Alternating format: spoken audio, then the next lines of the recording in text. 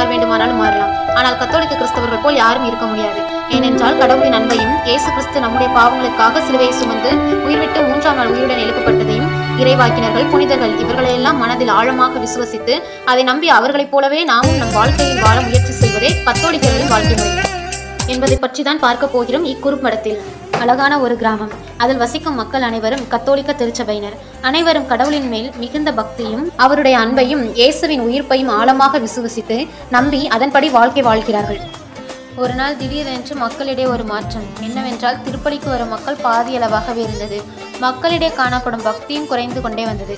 மக்களிடையே கத்தோலிக்க திருச்சபையின் மேல் அதிக விசுவாசம், நம்பிக்கை இல்லாமற் போயிற்று. இதற்கு காரணம் என்னவென்று கூறி மக்களை தன் பக்கம் இழுத்து கொண்டார்கள். இப்படி பாதியளவு மக்கள் அவர்கள் பேச்சை கேட்டு அவர்கள் சபையில் சேர்ந்து விட்டார்கள். மீதியளவு மக்கள் கத்தோலிக்க திருச்சபையில் கடவுள் மேலும், அன்னை மரியாள் மேலும், மற்ற புனிதர்கள் மேலும் நம்பிக்கையும் மிகுந்த விசுவாசமும் கொண்டிருந்தார்கள்.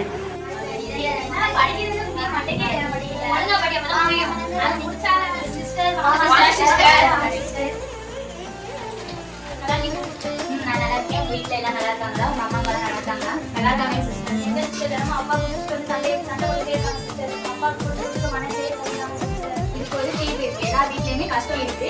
எங்களோட சபைக்கு வந்தீங்கன்னா உங்க கஷ்டம்லாம் போயிடும்.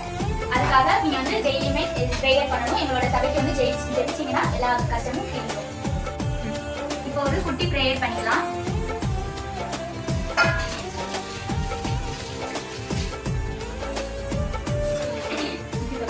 அல்லேலூயா. சோதரமானவர்களே, இவர்களுடைய குடும்பத்தில் இருக்க எல்லா கஷ்டமும் நீங்கி, எல்லா சண்டையும் நீங்கி, நல்ல ஒரு அமைதியான சூழ்நிலையை நிறுவனம் வாசம் கேசப்பா நாமத்தின் மூலம் ஜெபிக்கிறேன் நல்ல பிதாவே, ஆமென்.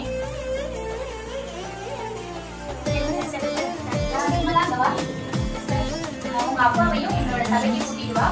உங்க அப்பாவோட மனநிலை எல்லாமே எங்க சபைக்கு வந்தீங்கன்னா ப்ரேயர் பண்ணீங்கன்னா சரியாயிடும். அதுக்கான எல்லா ஆக்ஷனையுமே நாங்க எடுப்போம். அதனால எங்க சபைக்கு வாங்க. உங்க அப்பாவையும் நீ வரும்போது கூட்டிட்டு வா. சரிமே, நான் வரும்போது எங்க அப்பாவை கூட்டிட்டு வரேன். சரி, உங்க அப்பாவோட எங்க சபைக்கு வாங்க.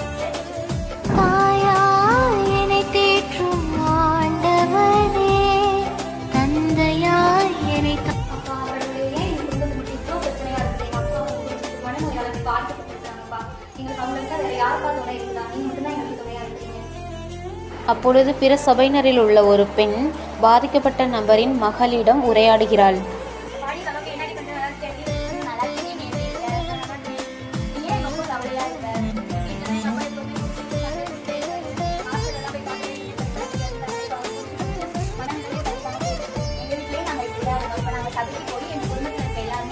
அதே மாதிரி நீங்களும் எங்க சபைக்கு வந்தீங்கன்னா உங்க குடும்பத்துல இருக்க எல்லா கஷ்டமும் தீர்ந்து நீங்களும் நல்லா இருக்கலாம். அதனால உங்க குடும்பத்தோட எங்க சபைக்கு வாங்க. நீங்க எப்போதுமே நல்லா இருக்கலாம்.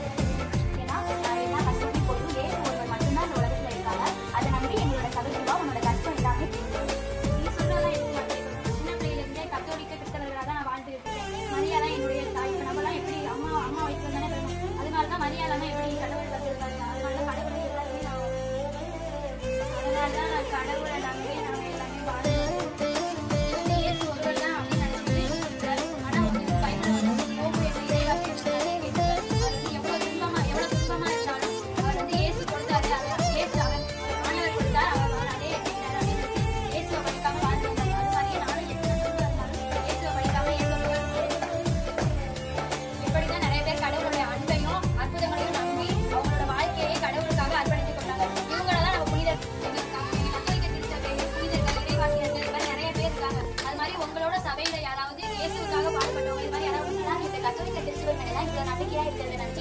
ஆச்சரியமா இருக்கு. நான் வந்து இந்த அன்னை மரியா இதெல்லாம் வந்து போலியான தெய்வங்கள் அப்படின்னு தான் நான் நினைச்சிட்டு இருந்தேன். புனிதர்கள் இயேசுவை மட்டும்தான் நான் நம்பியிருந்தேன். புனிதர்கள் அப்படிலாம் யாருமே இல்லை. அப்படிலாம் எனக்கு எதுவுமே தெரியாது.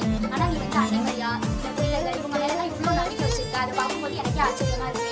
இது மாதிரி நீங்க நற்கருணை வழிபாடு அப்படின்னு தான் நீங்க சொன்னா அதெல்லாம் கேள்விப்பட்டிருக்கேன். ஆனா எனக்கு எங்களோட சபையில வந்து எங்களுக்கு நாம மட்டும்தான் வேண்டிப்போம், தனக்கு தான் அப்படின்னு மட்டும்தான் இருக்கும். ஆனா இங்க நீங்க அப்படிலாம் இல்லாம எல்லாருமே நம்பி எல்லாருடையுமே விசுவாசமா இருக்கு.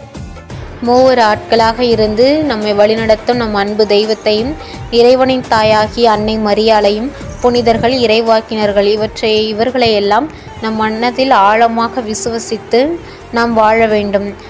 எனவே நாம் கத்தோலிக்க திருச்சபையில் நமது நம்பிக்கை ஆழமாகவும் விசுவாசமாகவும் நம் வாழ்நாள் முழுவதும் இருக்க வேண்டும்.